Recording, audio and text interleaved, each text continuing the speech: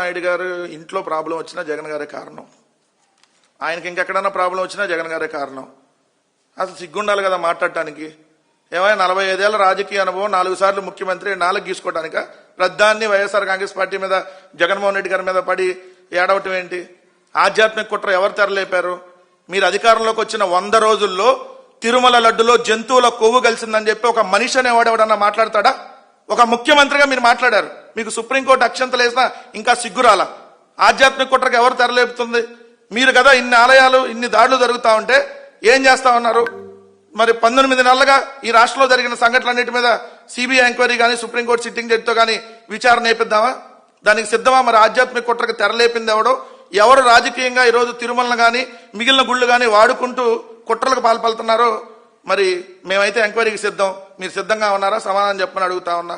ఊరకు రోజు సొల్లు కబుర్లు, పోసుకోలు కబుర్లు ఈ కాదు కదా ఆధ్యాత్మిక కుట్ర.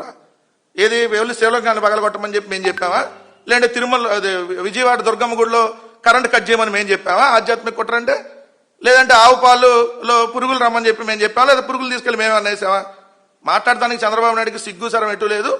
నీ ఖచ్చితంగా ఈ దేవుడితో పెట్టుకున్నావు నువ్వు. దేవుడు లడ్డులో ఏదైతే జంతువులు కొవ్వన్నట్టు మాట్లాడావు కాబట్టి దానికి తగిన ప్రాయశ్చిత్తం అనిపించే రోజు దగ్గరలో ఉంది. ఖచ్చితంగా అన్ని దేవుడు గమనిస్తున్నాడని మాత్రం చెప్తా ఉన్నాను.